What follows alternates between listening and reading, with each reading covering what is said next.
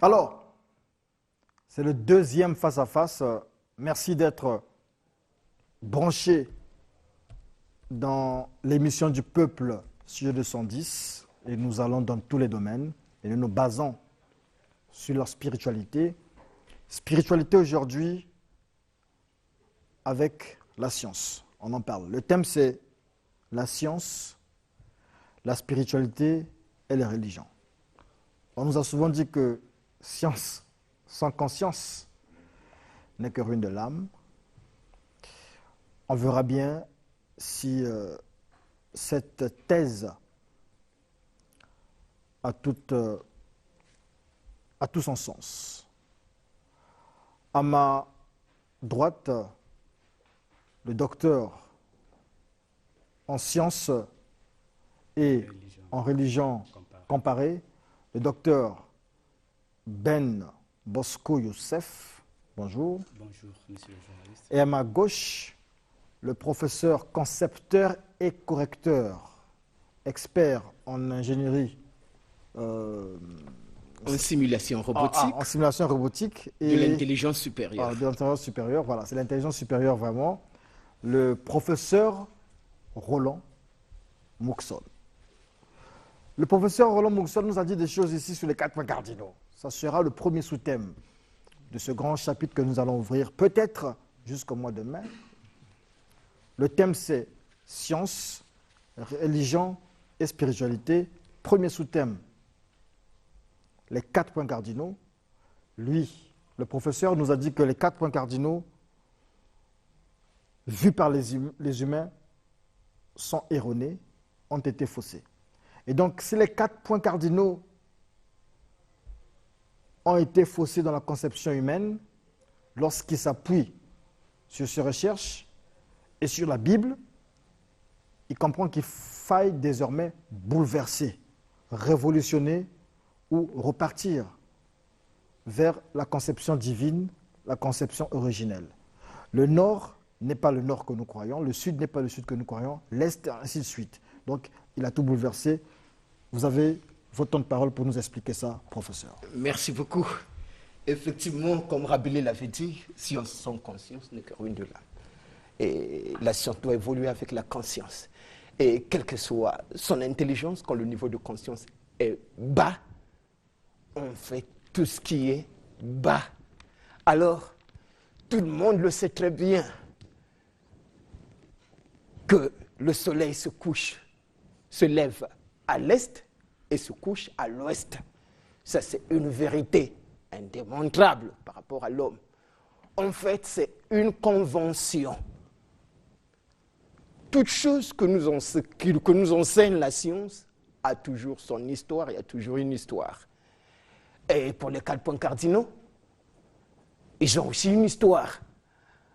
Alors, en remontant à l'origine, déjà, plusieurs civilisations n'utilisaient pas ces mêmes systèmes de coordonnées.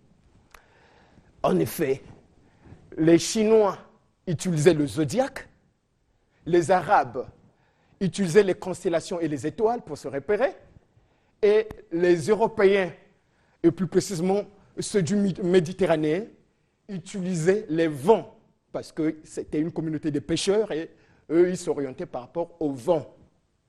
Et la conception actuellement partagée par tous fut une convention du 19e siècle. Parce que lorsqu'on sait un peu de voir avec, par exemple, l'avènement de la physique moderne, c'est Newton en 687 avec ses Principia, principe mathématique de la philosophie naturelle, et c'est lui le père de la physique mathématique de la mécanique céleste et terrestre. Alors, reportons d'abord donc à l'histoire. Les Chinois, eux, utilisaient le zodiaque. Nous connaissons bien le zodiaque, ce que ça signifie. Et les Arabes, eux, c'était les étoiles et les constellations. Et les Européens, voilà le vent marin de la Méditerranée. Et voilà donc un peu l'histoire, ce n'est qu'au 19e siècle que par convention, on a préféré qu'il y ait un nord comme le nord géographique, un sud, le sud que nous connaissons, l'est et l'ouest. Et ces noms-là viennent du français, c'est Charlemagne, on pense que c'est Charlemagne, vers les années 1800, plutôt vers les années 800, qui aurait donc forgé ces mots-là, nord, sud, est, ouest, que nous utilisons actuellement. Voilà un peu pour l'histoire, on ne peut pas étudier une science sans connaître son histoire, voilà. Un peu, on a jeté un regard assez holistique sur l'histoire des 4 points cardinaux. Vous avez fini? Oh oui. D'accord, allez-y. Bon, à quelque chose est choquant, frise l'arrogance.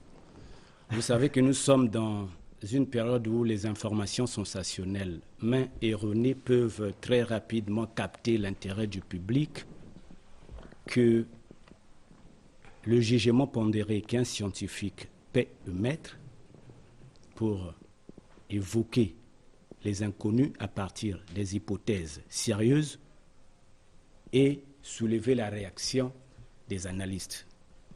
Je croyais qu'en vous écoutant, toutefois ici vous avez réclamé que les pasteurs viennent ici, les docteurs, ainsi de suite, vous aurez pu d'entrée de jeu aller dans le vif du sujet.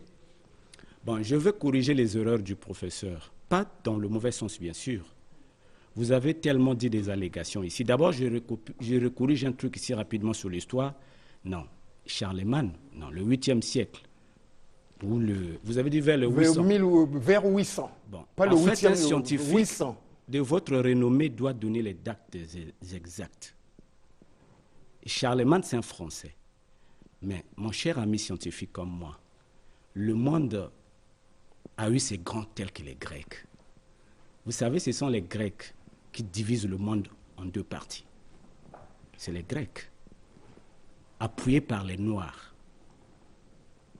Les grands maîtres phéniciens et les grands maîtres libyens, les Carthaginois, qui divisent le monde afin de mieux faire la navigation. Les 4 points cardinaux ne vont pas seulement se servir aux Juifs et aux Juives, tels que vous l'avez eu l'habitude de vous appuyer rien que sur la Bible. Alors, d'entrée du jeu, sans pourtant aller de midi à 14h, vous avez dit des affabulations ici qui ne sont pas scientifiques. Vous avez dit que Dieu appelle le nord, l'est, à bien voir. Je croyais que c'est là où le débat devrait commencer. Vous savez, il y a une chose. Je vais commencer par le débat.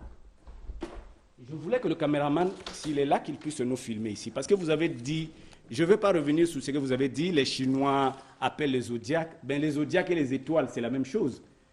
Vous voyez, les vents, ainsi de suite. Je ne vais pas rentrer dans ça. J'aimerais qu'on puisse prendre ce schéma babylonien, parce que c'est là où vous avez appuyé vos arguments, pour que je puisse les défaire. Voilà, ok.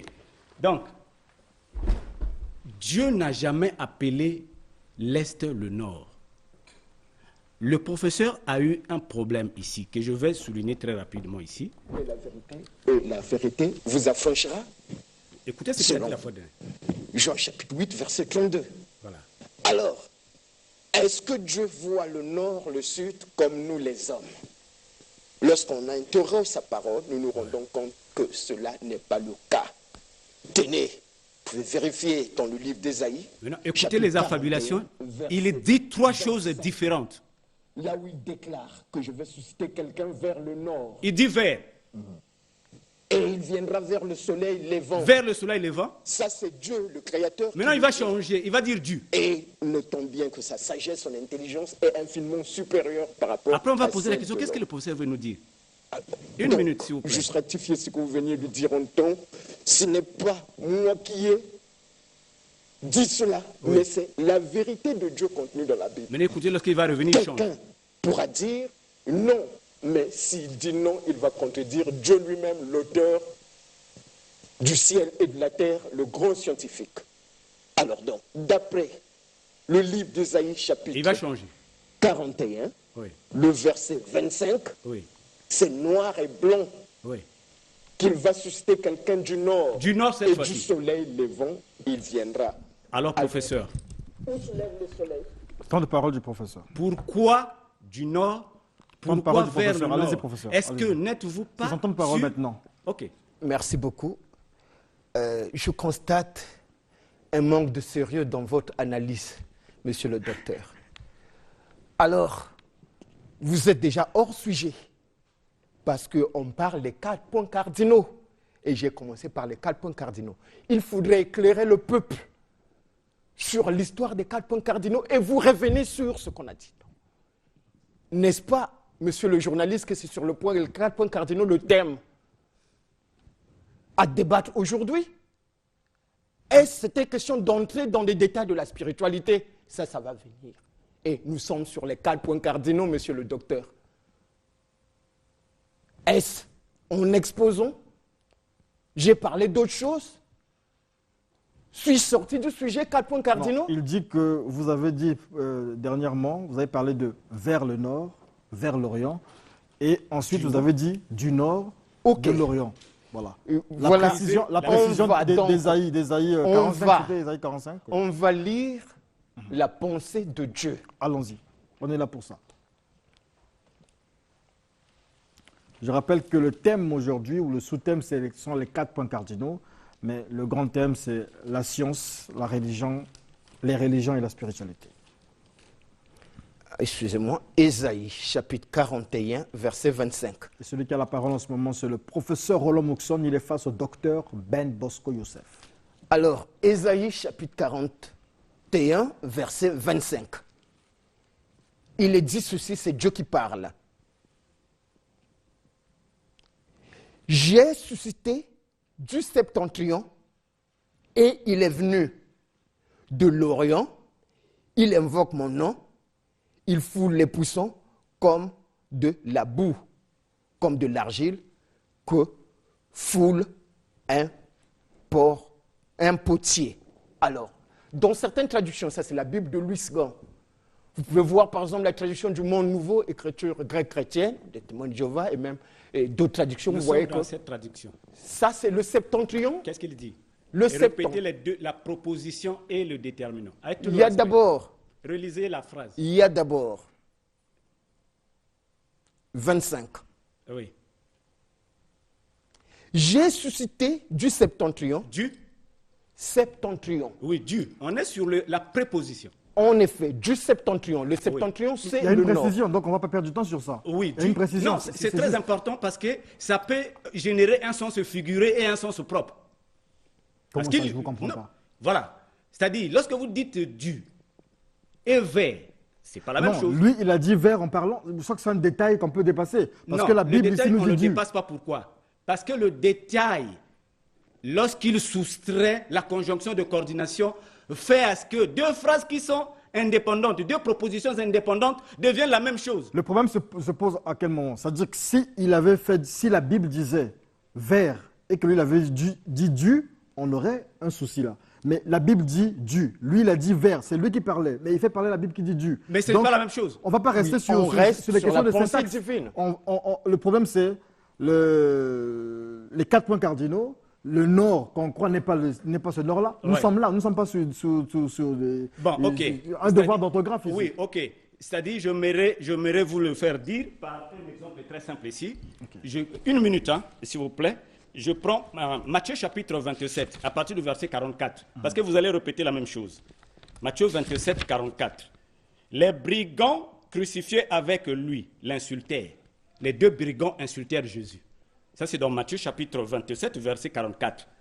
Maintenant, Luc dit, l'un des 2 brigands l'insultèrent. Luc chapitre, l'un seulement. Donc, vous allez dire, non, ça c'est moi en parlant. Je dis seulement ici, puisque là-bas, il lui dit 2 brigands. Ici, comme il dit l'un, c'est en parlant. Ici, il est question. Matthieu dit 2 brigands. Ici, Luc dit 1 brigand insultait Jésus. Donc, face à ça, on ferme les yeux. Si moi, je faisais un exposé pareil. Alors, pour revenir... Docteur Ben, non, s'il vous plaît. Il ne faut pas qu'on aille un peu dans la fantaisie. Allons droit vers les faits. Okay. Monsieur, ici, nous dit que la conception des 4 points cardinaux, la conception humaine des 4 points cardinaux, n'est pas la conception divine de ces mêmes points cardinaux. Alors attendez, oui. Il vous a dit, ça c'est son parler, il ne s'est pas appuyé sur la Bible, il a dit vers le nord.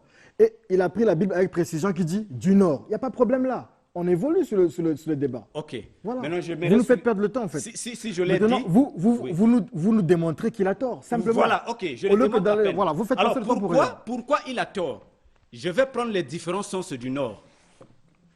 Lorsque Dieu parle du nord dans la Bible, il n'est pas question du nord géographique qu'il semble nous démontrer ici. Voilà encore l'ironie du sort. C'est-à-dire, il nous emmène dans un nord géographique qui peut être à la fois le nord magnétique, mais par conséquent, dans la Bible, il n'est pas question de ces nords-là, de ces deux nords-là, ni le nord géographique, ni le nord magnétique. Maintenant, qu'est-ce que Dieu entend par le nord, conformément à Ésaïe chapitre 41, verset 25? Les différents sens du nord. Le nord en question, c'est un mot hébreu. Tchaphon. Mais qu'est-ce que tchaphon veut dire?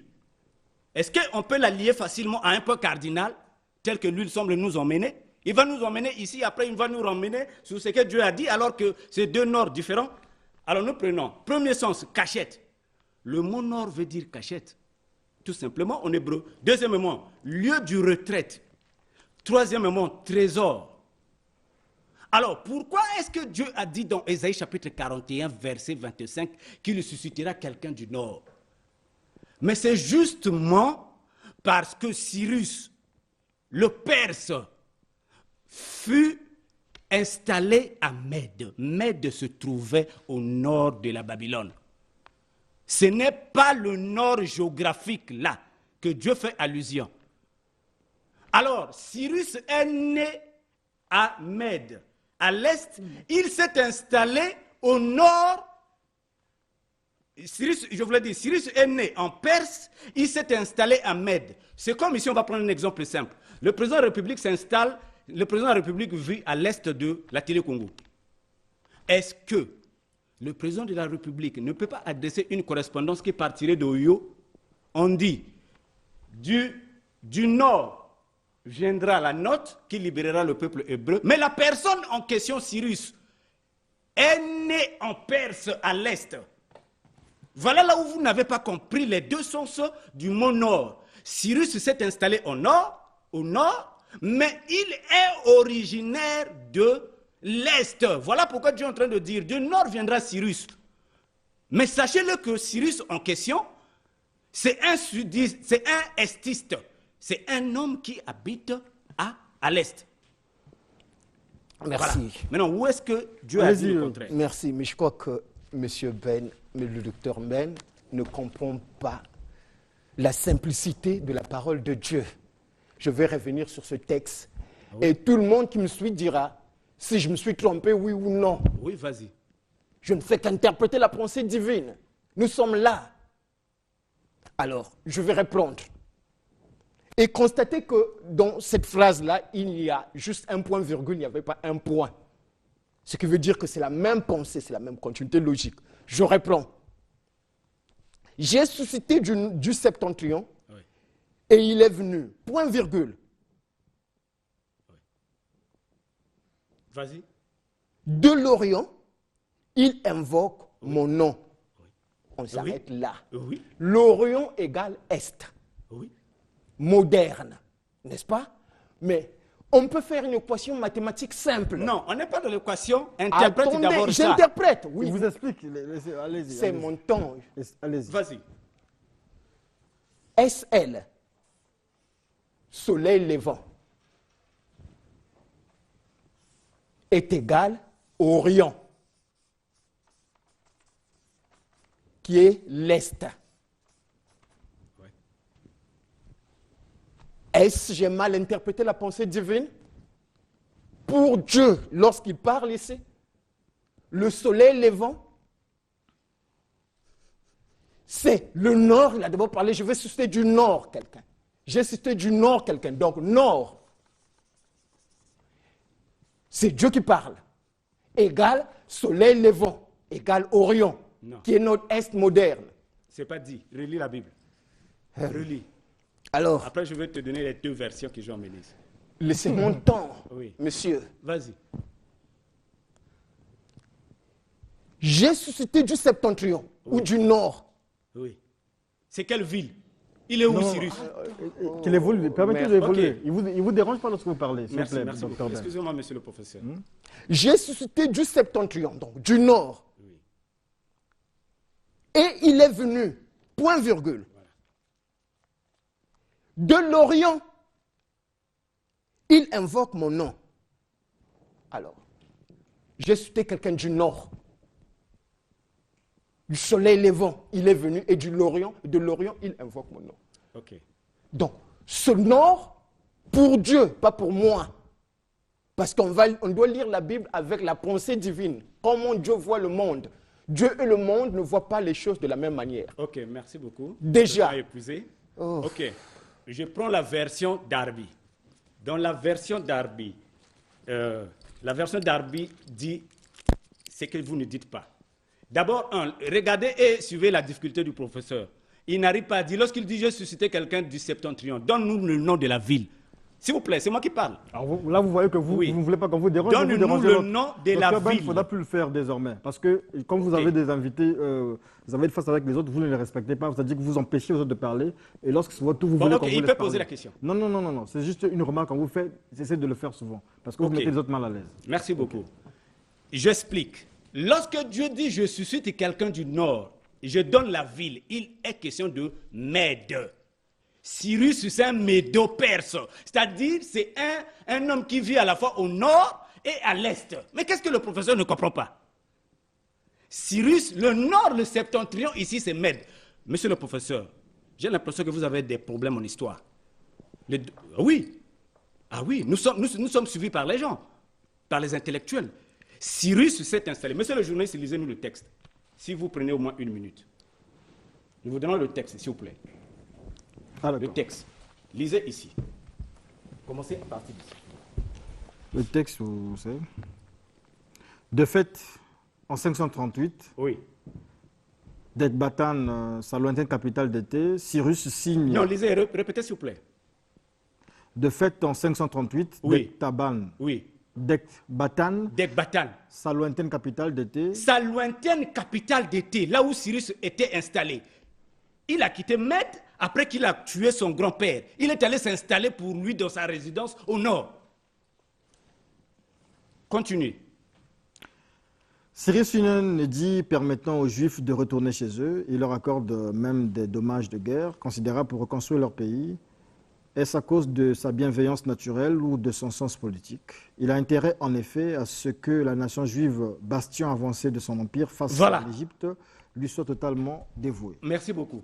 Alors, donc vous comprenez que Cyrus a quitté Persépolis, qui se trouve à l'est, est allé s'installer à Ecbatane, au nord. Et c'est de nord d'Ecbatane, dans sa résidence d'été, telle qu'a lu monsieur le journaliste, qui devrait venir afin de libérer les peuples juifs pris en captivité en Babylonie. Alors, où est la question de la confusion entre les deux? Puisque à l'est, c'est Persépolis, là où qui était la capitale de la Perse, et au nord, c'est Ecbatane, qui est la capitale de Mède. Donc, Cyrus quitte Mède pour venir libérer le peuple qui se trouvait en Babylonie. Alors, où est le problème? Où est l'endroit où Dieu est en train de appeler le nord l'est? Alors, je veux vous dire une chose, et c'est Albert Einstein qui l'avait dit, la simplicité scientifique prime sur tout. Ce qui est vrai est simple. Avant de prendre toute scorie de détails, il est question de lire d'abord ici. Nous voyons septentrion égale nord égale soleil levant. Non. Alors, juste pour vous dire, contrairement à ce que vous pensez que je fais mal usage de l'histoire, je vous donne un autre verset biblique. Dans Jérémie, chapitre 46, verset 10, on va pour évoluer un peu, les gens peuvent vérifier. Alors, la Chaldée et la Babylonie, d'après ce verset-là, se trouvent au nord, alors qu'en réalité, ça se trouve à l'est. Et on situe la Chaldée et la Babylonie au nord par rapport aux écrits contenus dans Jérémie, chapitre 46, verset 10. Alors, Jérusalem est là.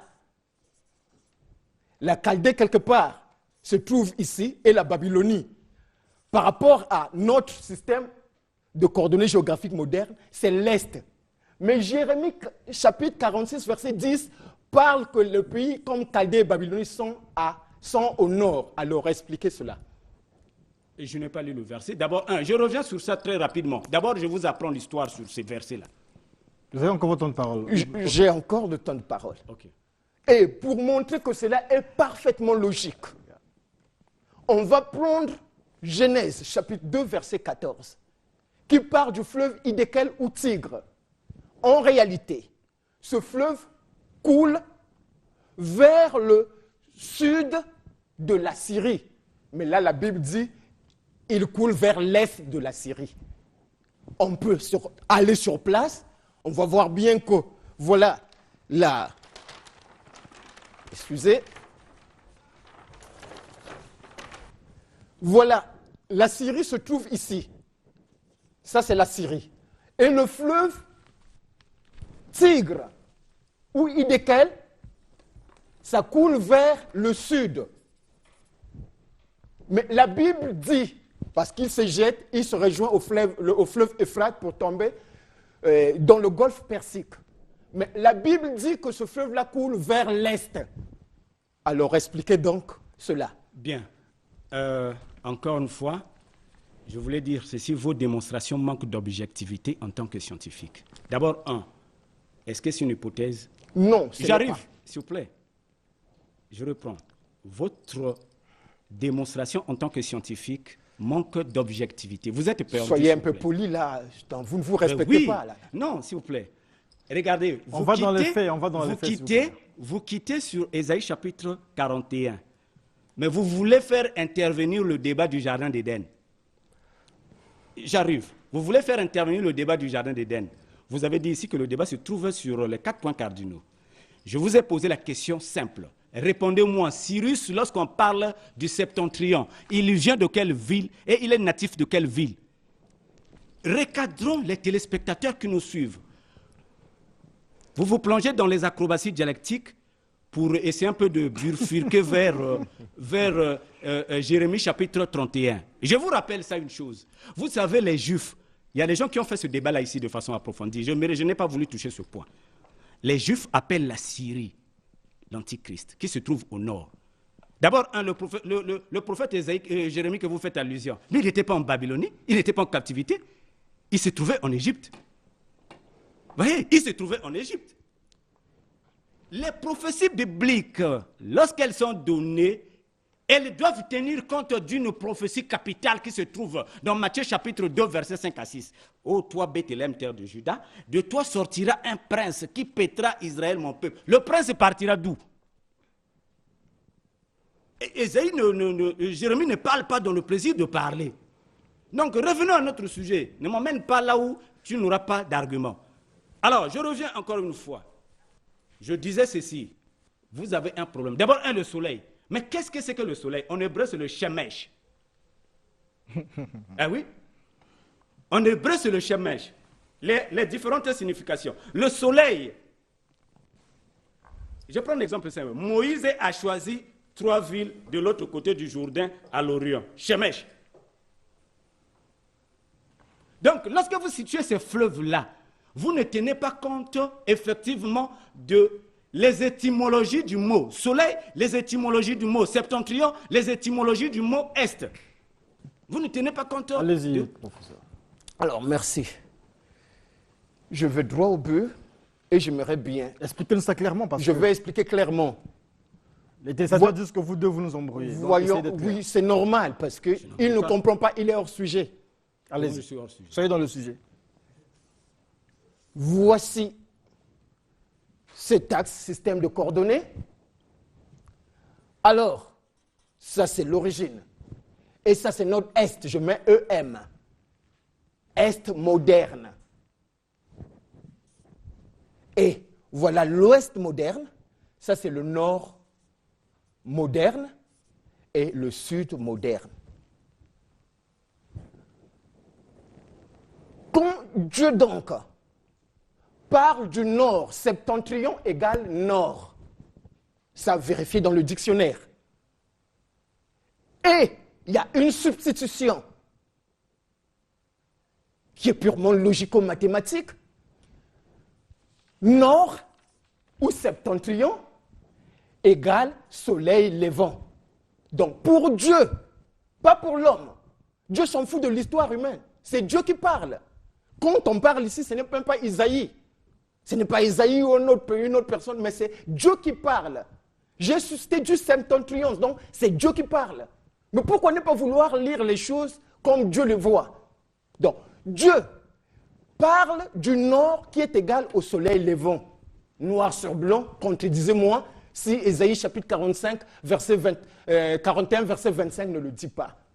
Et pour montrer que cela est purement logique, donc je vais écrire en rouge. Pour Dieu, ça c'est le nord égal au soleil levant, qui est égal à notre est moderne. Vous avez fait mathématiques et il y a un problème de passage de système de coordonnées. Donc pour Dieu, le nord est à l'est. Oui, le nord c'est l'est. Le nord c'est l'est par rapport à la Bible. D'accord. Et le sud? Alors, si le nord est à l'est, donc voilà, on peut se dire, si le nord est à l'est, donc ça c'est le sud, ou le soleil couchant, par déduction logique. Soleil couchant, c'est égal au sud, donc sud divin. Et si ceci c'est le nord, et là c'est le sud, par rapport à Dieu, je précise bien par rapport à Dieu, pas par rapport à l'intelligence humaine. Si donc, le nord c'est le soleil levant par rapport à Dieu, et le sud c'est le soleil couchant, et donc ceci sera quoi? Ce sera l'est. Et là, le nord, ça sera notre ouest. Ouest. D'accord. On dit que votre temps de... Voilà. Ok. Vous avez une illustration ici. Qu'est-ce que vous en dites, docteur Bien. Boscoben? Le professeur est allé dans les si. Cela suppose qu'il a perdu sa confiance dans le verset. Puisqu'il dit si le nord est ceci, si. C'est-à-dire il remet ses propres hypothèses en cause.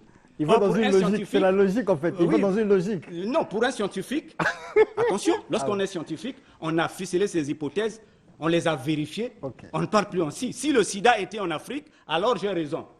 Non. Si mon fils était malade, non, ça ce n'est pas un scientifique. Le scientifique, c'est celui qui parle avec objectivité après qu'il ait vérifié ses hypothèses. Il ne viendra plus encore dans un débat démonstratif comme celui-ci, mettre ses propres hypothèses au conditionnel, monsieur le journaliste. Alors maintenant, revenons sur le verset, je prends cette fois-ci la version d'Arby.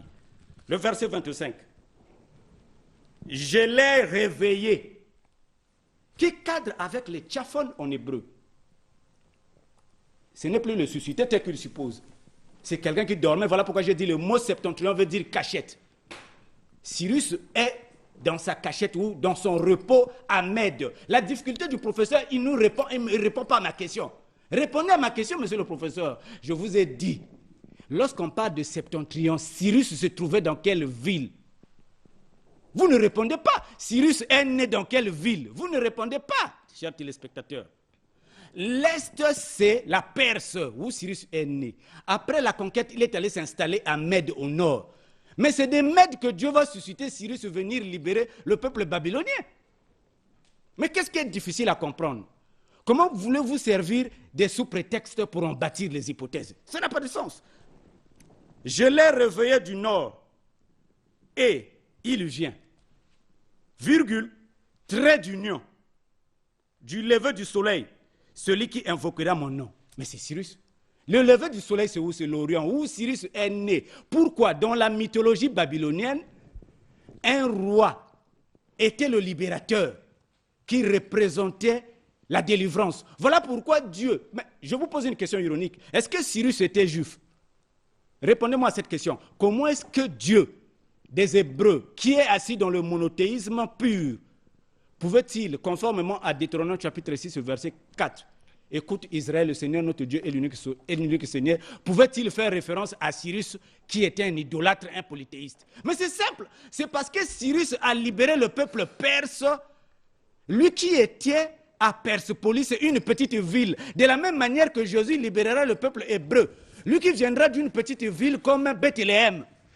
Dieu ne choisit pas Cyrus au hasard, donc ne faites pas de vos lacunes en histoire, en mathématiques et, je veux dire ici, en géographie, comme étant base de votre hypothèse. Pour un scientifique, c'est une honte quand même.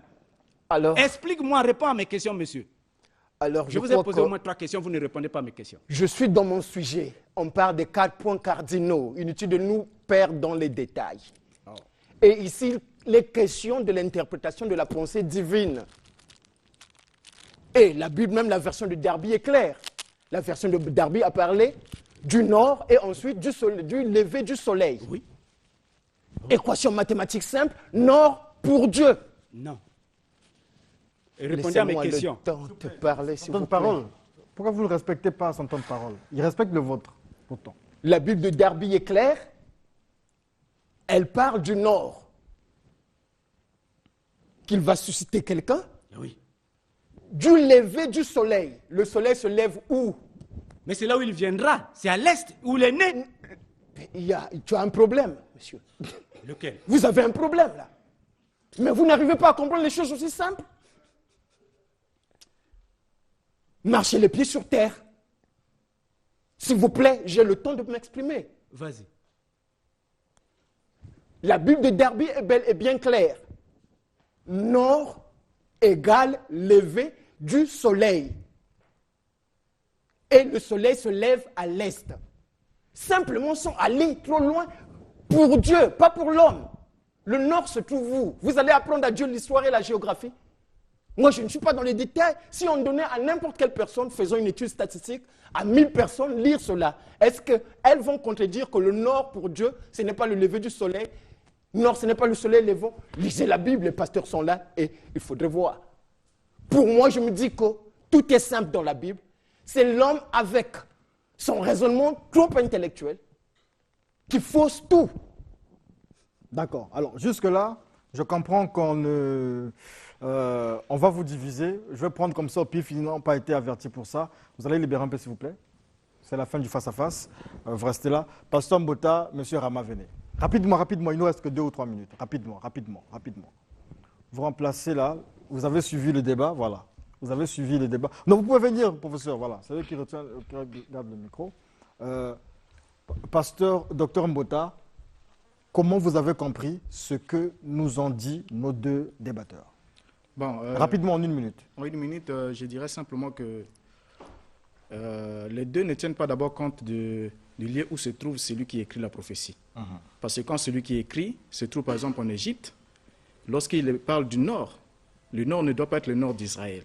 Et lorsque celui qui écrit se trouve aussi en terre d'Israël, quand il parle du nord, il est différent de celui qui est par exemple en Égypte et qui écrit. Quand Jérémie écrit, Jérémie se trouve en Égypte. Et lorsque l'autre Ésaïe écrit, il est en terre d'Israël. Donc c'est un peu sur cette question. Bon, je crois que ça demandera assez de temps pour apporter un peu de détails. D'accord. Sur cette Docteur question. Rama. Pour tous les téléspectateurs qui nous suivent, vous savez que cette émission est une très très grande émission. Il y a beaucoup d'intellectuels, de grands initiés qui nous suivent. Franchement, nos 2 débatteurs n'ont pas été à la hauteur. Ils n'ont pas été à la hauteur. Qu'est-ce qu'ils n'ont pas dit? Qu'est-ce qu'ils n'ont pas pu dire? Ce qu'ils n'ont pas pu dire, déjà là, on centralise les 4 points cardinaux sur la Bible. Déjà, la Bible n'est pas l'unique texte sacré. Il y a la Bhagavad Gita, il y a les Upanishads, il y a le Bukongo pour nous, tous les Béna-Congo. Et pour les Béna-Congo, comment ils vont se situer, les Africains, les Kamites? Ils se situent où?